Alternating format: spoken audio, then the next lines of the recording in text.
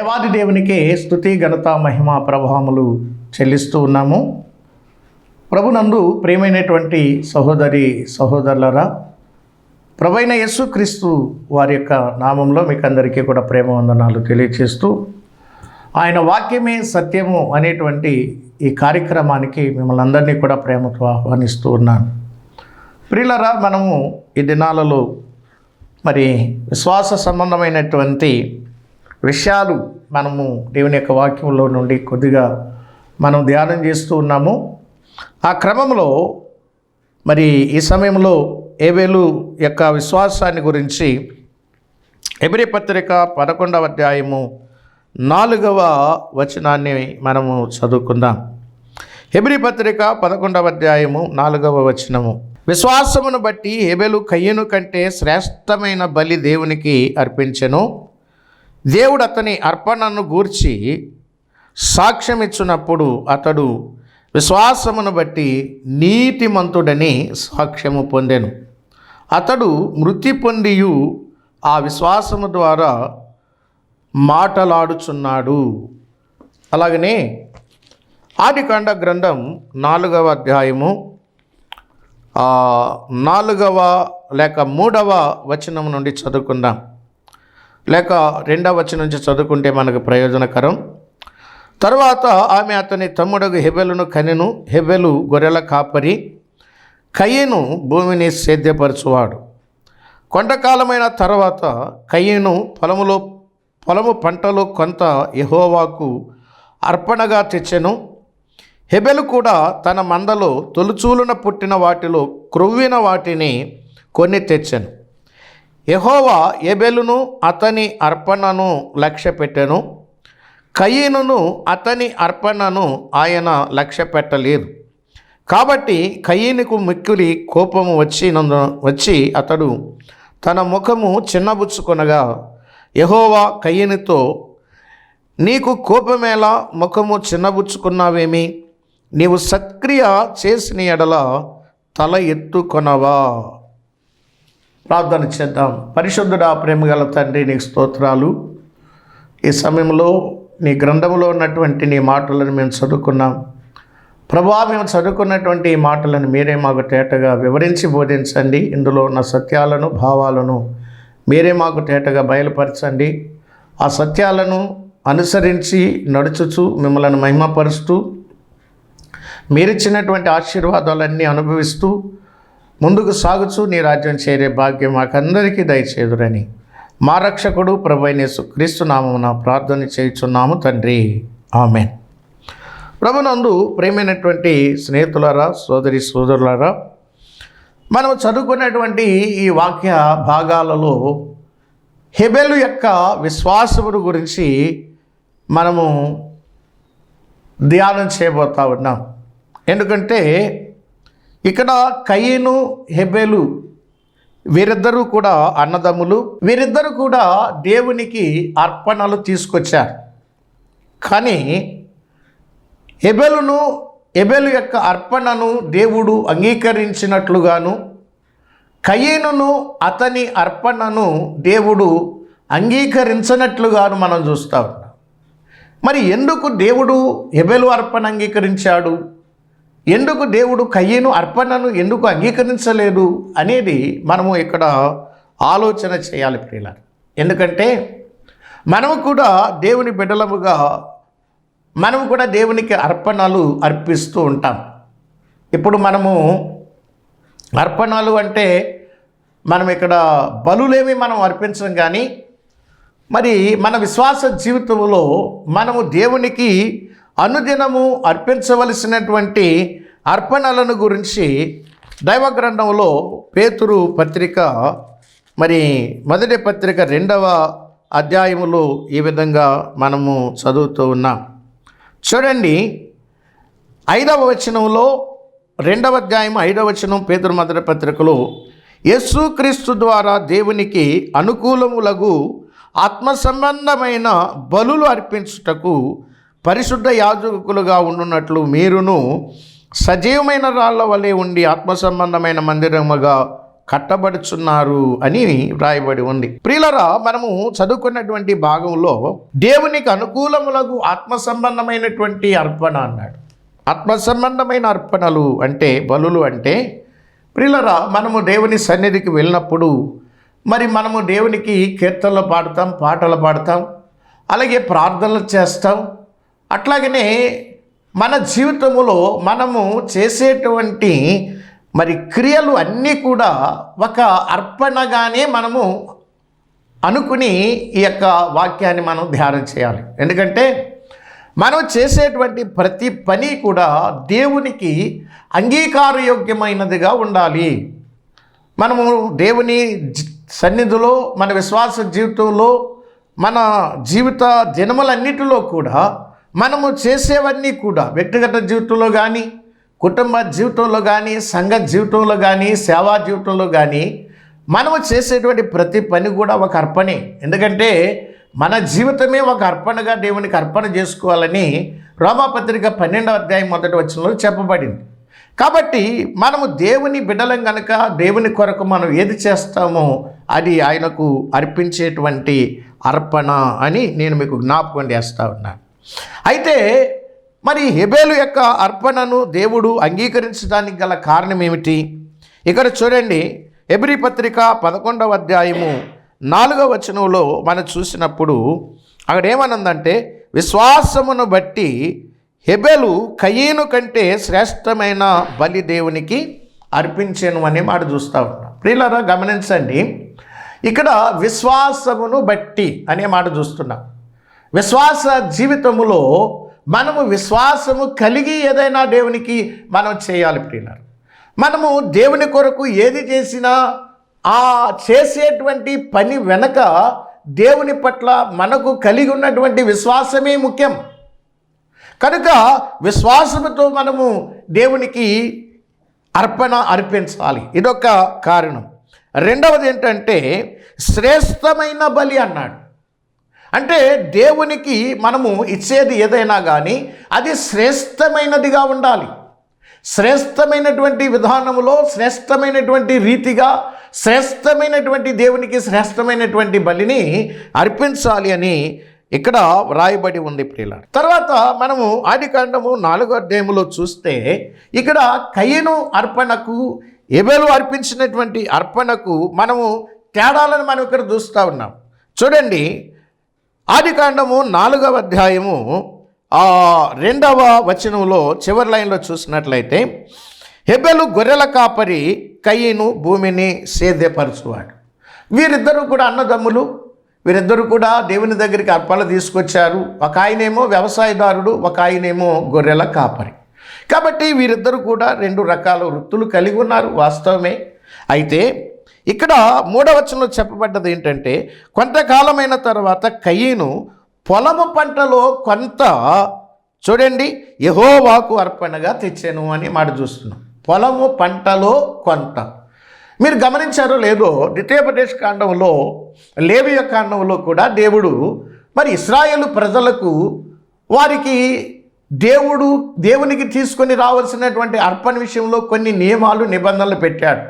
ఇప్పుడు చేనే ఉందనుకోండి, పొలం ఉందనుకోండి, పొలములో ఆ పంట మొదట కోసినటువంటి 7 పనలు దొళ్ళగొట్టి ధాన్యాన్ని మరి తీసుకొచ్చి దాన్ని పిండాడించి మరి అప్పములుగా తయారు చేసి దేవుని సన్నిధిలోనికి తీసుకొని పోవాలని వ్రాయబడి ఉంది.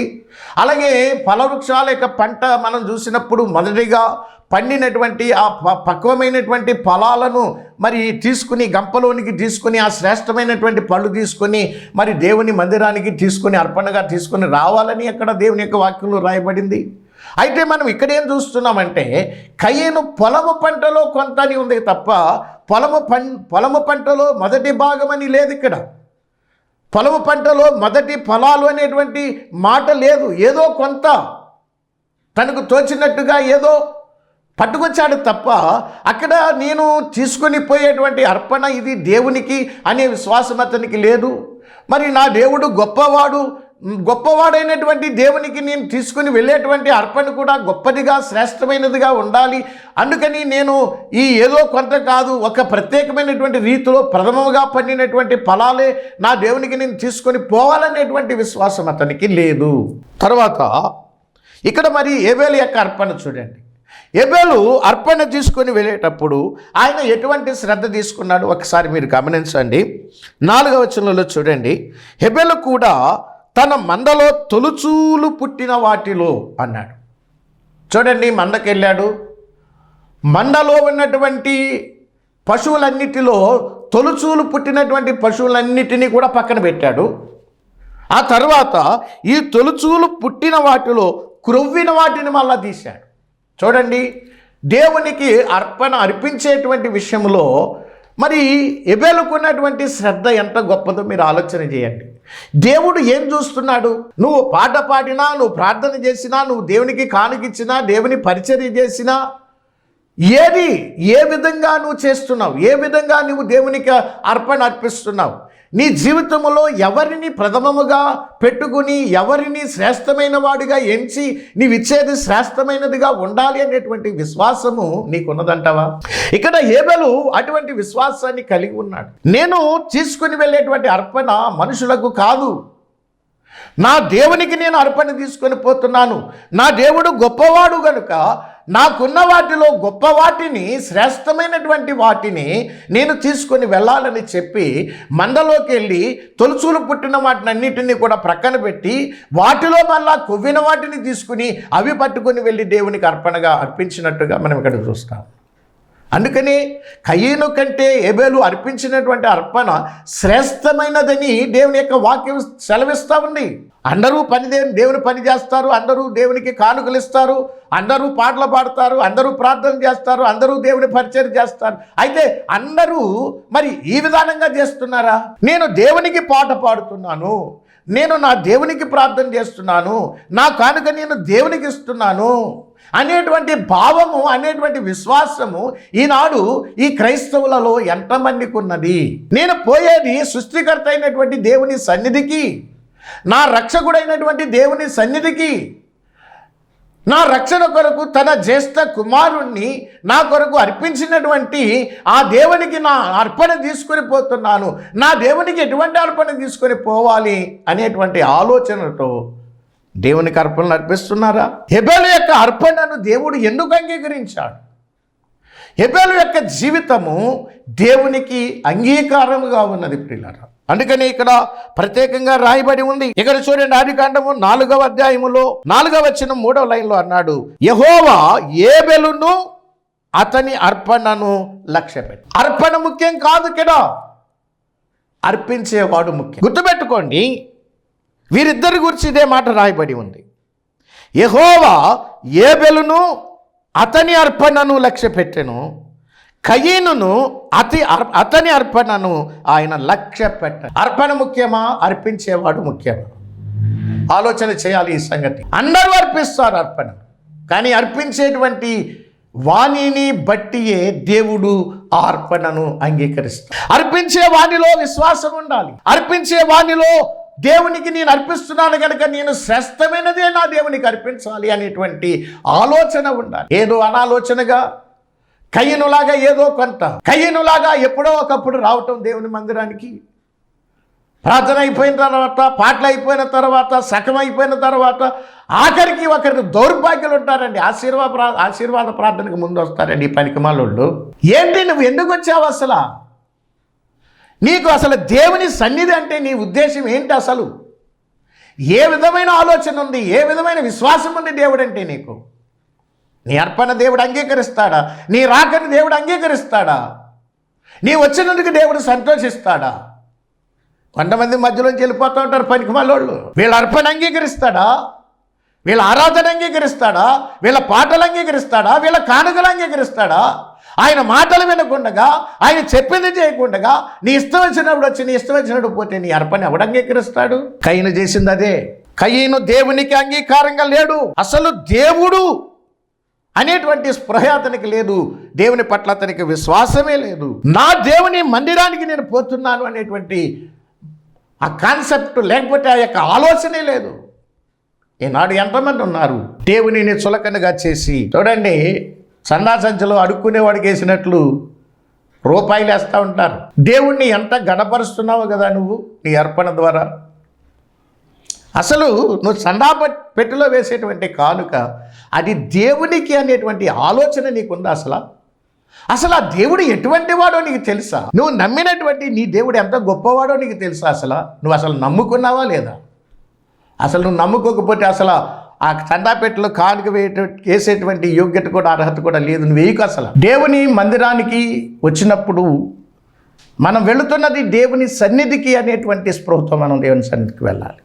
మనం అర్పించే అర్పణ కూడా ఇది దేవునికి అనేటువంటి విశ్వాసంతో మనము అర్పించాలి. ప్రియులారా, కయీను ఎందుకు అంగీకారంగా లేడు దేవునికి అంటే, కయీను జీవితంలో దేవుని పట్ల విశ్వాసం లేదు.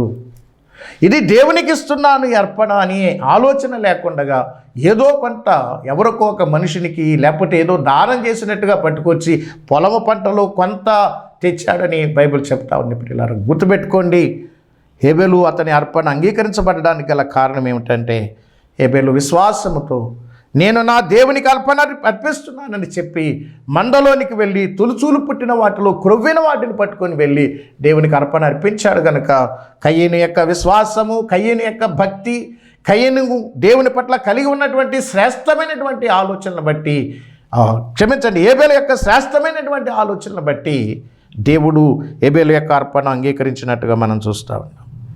ఇక తర్వాతగా మనం చూసినట్లయితే హెబ్రీ పత్రిక 11వ అధ్యాయములో హేబెలు యొక్క అర్పణ దేవుడు అంగీకరిస్తూ ఉండడానికి గల కారణాలు మనం చూసాం. మాత్రమే కాదు, హేబెలు యొక్క అర్పణ దేవుడు ఎందుకు అంగీకరించాడు అంటే, అతడు శ్రేష్టమైనది అర్పించాడని ఉంది. అతడు తర్వాత దేవుడు అతని అర్పణలను గూర్చి సాక్ష్యం ఇచ్చినప్పుడు అతడు ఆ విశ్వాసమును బట్టి నీతిమంతుడని సాక్ష్యము పొందాడు. దేవుని యొక్క సాక్ష్యం, దేవుని సాక్ష్యం, ప్రజల సాక్ష్యం కాదు మనకి కావాల్సింది. నువ్వు అర్పించేటువంటి అర్పణ విషయంలో దేవుడు నీ కొరకు ఒక మంచి సాక్ష్యాన్ని ఇవ్వాలి. ఎందుకంటే కయీను గురించి దేవుడు సాక్ష్యం ఇచ్చినప్పుడు ఇతడు నీతిమంతుడు అని సాక్ష్యం ఇచ్చాడండి. మనము ఎలాగున నీతిమంతులుగా తీర్చబడుతున్నాం దేవుని సన్నిధిలో? ఏ భేదమును లేదు, అందరూ పాపము చేసి దేవుడు అనుగ్రహించు మహిమను పొందలేకపోతున్నారు అని రోమాపత్రిక 3వ అధ్యాయము 23వ వచనంలో చెప్పబడింది. అదే రోమాపత్రిక 3వ అధ్యాయం 24వ వచనంలో చూసినట్లయితే, కాబట్టి నమ్మువారు ఆయన కృపచేతనే క్రీస్తు యేసునందలి విమోచనము ద్వారా ఉచితముగా నీతిమంతులుగా తీర్చబడతా ఉన్నారు. ప్రియులారా, నమ్మేవారు విశ్వాసముతో దేవునికి అర్పణ తీసుకుని వచ్చాడు కాబట్టి హేబెలు దేవుని ఎదుట నీతిమంతుడని సాక్ష్యం పొందాడు. ప్రియులారా, మనం అర్పించేటువంటి ప్రతి అర్పణ విషయాన్ని ఒక్కసారి మనము ఆలోచన చేయాలి. విశ్వాసమును బట్టి నీతిమంతుడని సాక్ష్యం పొందాడు అనే మాట మనం చూస్తూ ఉంటాం. విశ్వాసంతో వస్తున్నామా మన దేవుని సన్నిధికి? విశ్వాసంతో మనం దేవునికి అర్పణ అర్పిస్తున్నామా? విశ్వాసముతో పాటలు పాడుతున్నామా? విశ్వాసముతో మనం ప్రార్థన చేస్తున్నామా? విశ్వాసముతో దేవుని యొక్క వాక్యాన్ని మనం వింటున్నామా? విశ్వాసముతో మనం దేవుని పరిచర్య చేస్తున్నామా? విశ్వాసము విశ్వాసము విశ్వాసం.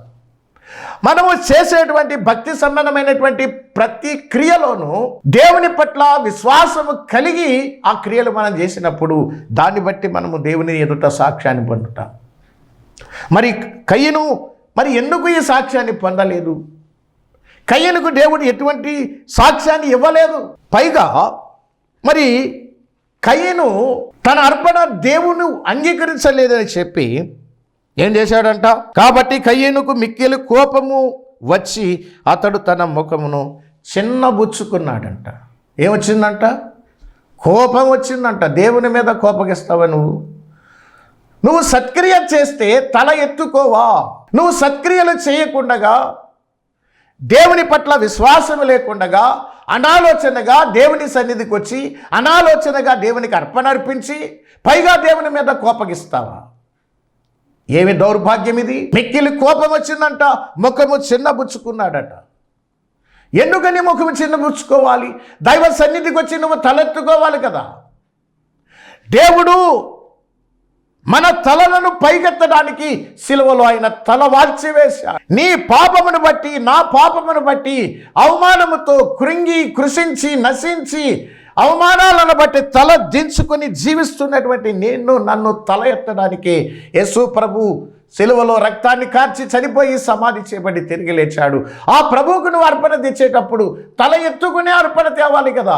దేవుని ఎదుట తల ఎత్తుకునే అర్పణ తేవాలి కదా. నువ్వు దేవుని పట్ల విశ్వాసం లేకుండగా, దేవుని యొక్క శ్రేష్టతను గొప్పతనాన్ని ఎరుగకుండగా, అనాలోచనగా చులకనగా ఎంచి తేలికైనటువంటి కాని అర్పణలు పట్టుకొచ్చి దేవునికి అర్పణ చేస్తావా? మలాకి గ్రంథంలో ప్రభు అన్నాడు, శ్రేష్టమైనది నీ యొద్ద ఉండగా కుంటిదాన్ని, గుడ్డిదాన్ని, గూనిదాన్ని తీసుకుని వచ్చి దేవునికి అర్పించడం అది దోషము కాదా? దీనివల్ల నీకు మేలు కలుగుతుందా? ఆశీర్వాదం వస్తుందా?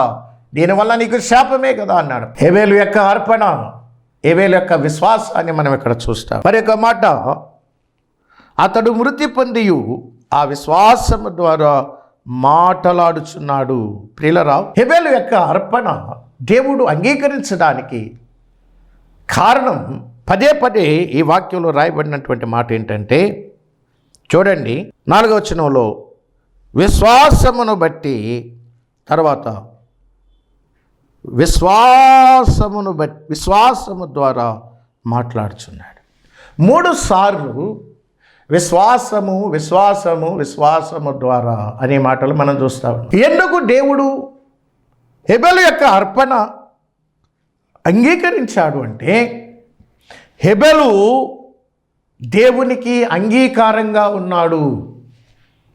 ఎందుకు దేవునికి అంగీకారంగా ఉన్నాడు అంటే, హేబేలు దేవుని పట్ల విశ్వాసము కలిగినటువంటి వాడు. దేవుని పట్ల హేబేలు విశ్వాసము కలిగినవాడు అని అనడానికి రుజువు ఏంటి అంటే, ఆయన తీసుకొని వచ్చినటువంటి అర్పణ, ఆయన అర్పణ అర్పించేటప్పుడు ఆయన తీసుకున్నటువంటి శ్రద్ధ. మనకుందా శ్రద్ధ? నీ సొంత పనులకున్నటువంటి శ్రద్ధ దేవుని పనికి ఉందా? దేవుని మందిరానికి ఉసూరుమంటూ వస్తాం. ఏదో అంటారు, గుడికి ఏటపోతే వెళ్ళినట్టు వెళ్తాడట్టాడు. ఆ వెనక నడుతుంది అది. నీవు కూడా అంతే. దేవుని మందిరానికి వచ్చే విషయంలో కానీ, దేవుని మందిరానికి వచ్చి దేవుని పరిచర్య విషయంలో కానీ, ఇచ్చే విషయంలో కానీ, ప్రార్థించే విషయంలో కానీ, నీవు నీ విశ్వాస జీవితంలో దేవుని పేరట నువ్వు చేసేటువంటి పనులు అన్ని విషయాలలో వెనకకే, నీ నడక వెనకకే, ఎదరకు కాదు, చులకనగా చూస్తూ దేవునికి మొదటి స్థానం ఇవ్వవలసి ఉండగా 3, 4, 5, 6, 10 అంటావు. ఆ స్థానంలో పెట్టావు దేవుని. నీకు విశ్వాసం ఉందా? నీ ఆరాధనలో విశ్వాసం ఉందా దేవుని పట్ల? నీవు స్తుతించే విషయంలో దేవుని పట్ల నీకు విశ్వాసం ఉన్నదా? ఇక్కడ మనం చూస్తున్నటువంటి ప్రాముఖ్యమైన విషయం ఏంటంటే, విశ్వాసమును బట్టి, విశ్వాసము ద్వారా అతడు మృతి పొంది ఆ విశ్వాసము ద్వారా మాటలాడుచున్నాడు. విశ్వాసము ద్వారా అతడు మాటలాడుచున్నాడు అంటే, కయీను ఈ లోకాన్ని విడిచి చాలా వందల సంవత్సరాలు అయిపోయింది, వేల సంవత్సరాలు అయిపోయింది. అయినా ఈనాడు కయీను తన భక్తి జీవితము ద్వారా, తన భక్తి జీవితములో దేవుని పట్ల ఆయన చూపించినటువంటి విశ్వాసము ద్వారా మాట్లాడుచున్నారు. నువ్వు చనిపోయిన తర్వాత నీ విశ్వాసముల గురించి ఎవరైనా మాట్లాడతారా ఈ లోకంలో? నీ భక్తిని గురించి ఎవరైనా మాట్లాడతారా?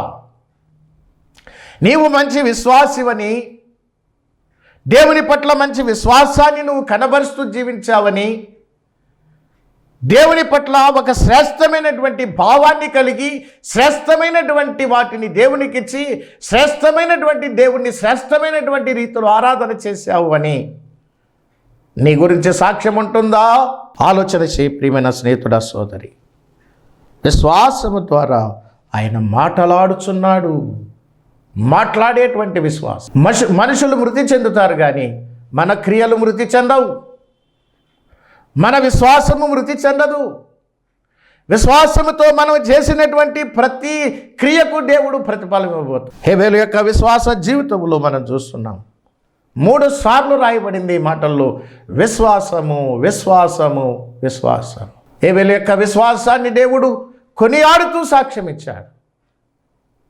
హేబెలు చేసినటువంటి అర్పణను బట్టి దేవుని ఎదుట అతడు నీతిమంతుడని తీర్చబడ్డాడు. నీతిమంతుడని తీర్చబడటం అంటే రక్షించబడటం. కయ్యను తన అర్పణ ద్వారా రక్షణ పొందకుండా కానీ, తన అర్పణ ద్వారా దేవుని ఎదుట సాక్ష్యము పొందకుండా కానీ దేవునికి దూరం అయిపోయాడు. ప్రియులారా, ఈ విశ్వాసం లేనివాడికి కోపం వస్తుందండి. మనము ఆదికాండము 4వ అధ్యాయంలో చూసాం కదా, దేవుడు అర్పణ అంగీకరించినందుకు దేవుని మీద కోపగించాడంట. ప్రభువా, నేను అర్పణ తెచ్చాను, ఎందుకు అంగీకరించలేదయ్యా? ఏంటయ్యా నా లోపం ఏంటయ్యా? ప్రభువా, నేనేం తప్పు చేశాను, నేనేం పాపం చేశాను, నాకు చూపించు ప్రభువా. నా అర్పణ ఎందుకు అంగీకరించట్లేదయ్యా? నేను ఎందుకు నీకు అంగీకారంగా లేను? ఒక్కసారి చెప్పయ్యా, మాట్లాడయ్యా, నాకు చూపించయ్యా అంటే ప్రభు చూపిస్తాడు. అలాగ ప్రార్థన చేయవలసింది పోయి దేవుని మీద కోపగించాడంట. మిక్కిలి కోపం వచ్చిందంట. అబ్బా, మిక్కిలి కోపం వచ్చిందా నీకు? దేవుడు తన వాక్యము ద్వారా నీలో ఉన్నటువంటి లోపాన్ని ఎత్తి చూపిస్తే నీకు కోపం వస్తుందా? నీవు అవిశ్వాసివి, నీకు విశ్వాసము లేదు. నీకు నిజంగా దేవుని పట్ల విశ్వాసం ఉంటే దేవుని వాక్యాన్ని నువ్వు అంగీకరిస్తావు, దేవుని వాక్యానికి నీవు విధేయత చూపిస్తావు. విశ్వాసం అనేది నీలో కనుక ఉన్నట్లయితే నా దేవుణ్ణి నేను ఎలా సంతోషపరచాలనేటువంటి ఆలోచనతో ఉంటావు. నా దేవుడు చెప్పిన దానికి నేను సంపూర్ణంగా లోబడతాను, నా దేవుని ఇష్టమే నా ఇష్టం అన్నట్టుగా నీవు జీవిస్తావు. విశ్వాసం యొక్క లక్షణాలు ఇవన్నీ. విశ్వాసం లేదు కాబట్టి కయ్యనుకు కోపం వచ్చింది. రెండవదిగా ముఖము చిన్నపుచ్చుకున్నాడు. ఈ కోపం ఎంతవరకు తీసుకొని వెళ్ళిందంటే తన తోటి సహోదరుడైనటువంటి హేబెలును హత్య చేశాడు. దేవుని మీద కోపం, తిరుగుబాటు ఎంతవరకు నడిపించింది ఈ వ్యక్తినంటే ఒక నరహంతకునిగా మార్చివేసింది. ప్రియమైన స్నేహితుడా, సోదరి, ఆలోచన చేయి. విశ్వాసమే ముఖ్యం. నువ్వు పాట పాడినా, దేవుని మందిరానికి వెళ్ళినా, నువ్వు ప్రార్థన చేసినా, నువ్వు ప్రసంగం చేసినా, దేవుని మాటలు విన్నా, దేవుని క్రియలు చేసినా, దేవుని పరిచర్య చేసినా, ఏ చిన్న పని దేవుని కొరకు నువ్వు చేసినా నీ జీవితంలో విశ్వాసము కలిగి చేయి. దాన్ని అంగీకరిస్తాడు. దానికంటే ముందు దేవుడు నిన్ను అంగీకరిస్తాడు. నువ్వు చేసిన ఏ చిన్న పని అయినా దేవుడు అంగీకరిస్తాడు అని ప్రభు యొక్క వాక్యాన్ని బట్టి నేను నీకు మనవి చేస్తూ ఉన్నాను. దేవుడు అట్టి కృప మనందరికీ దయచేయను కాక. పరిశుద్ధుడైన మా తండ్రి, నీకు స్తోత్రాలు. మీరు సెలవిచ్చినటువంటి నీ మాటలను మా హృదయంలో భద్రంగా దాచుకుని ఆ ప్రకారంగా విశ్వాసము కలిగి జీవించే కృప మాకు దయచేయండి.